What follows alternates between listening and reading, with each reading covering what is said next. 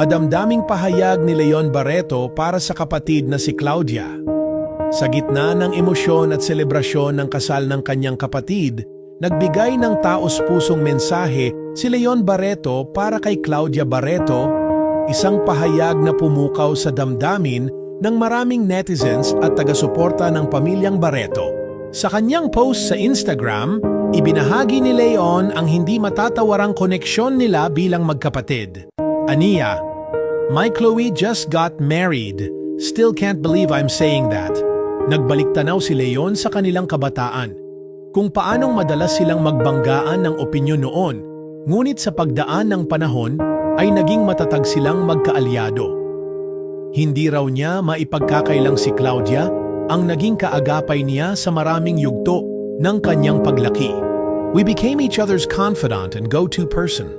I'm truly grateful for how close we've become, knowing everything about each other without judgment, only love and comfort." Dagdag pa ni Leon, si Claudia raw ang nagturo sa kanya kung paano makitungo ng may respeto sa ibang tao, lalo na sa mga babae. Ayon pa sa kanya, naging mahalagang gabay ang kapatid upang mahubog siya bilang isang mas mabuting lalaki. "You taught me how to talk to girls properly, how to be a gentleman, how to respect the people around me. Your independence, intelligence, and strength are so admirable, Chloe." Hindi rin nakalimutan ni Leon ang matagal ng relasyon ni na Claudia at Basti Lorenzo. Aniya, nakita niya mismo kung paano nanatiling matatag ang pagmamahalan ng dalawa sa kabila ng lahat ng hamon. "Some people may not see it, but I do. I know you've helped each other become the best versions of yourselves over the years." Sa pagtatapos ng kanyang mensahe, pinangakuhan ni Leon ang kapatid na kahit may asawa na ito, palagi pa rin siyang nariyan para sa kanya. "Even though someone else will now look after you as your brother, I won't ever let you go through life's challenges alone. I am, and always will be, your biggest supporter and protector."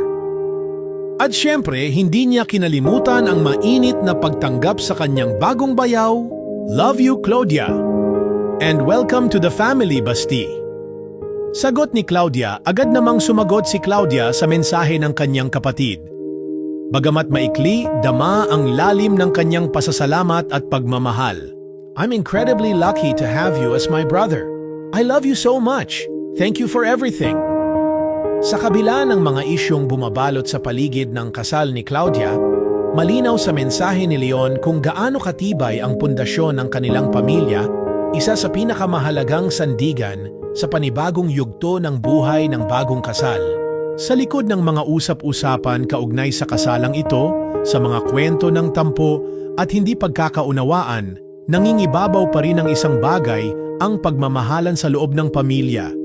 Sa gitna ng lahat ng ito, ang mensahe ni Leon ay naging simbolo ng pagmamalasakit at suporta at nagpapaalala sa lahat na sa huli, ang pamilya pa rin ang pinakamalakas na sandigan ng isang tao.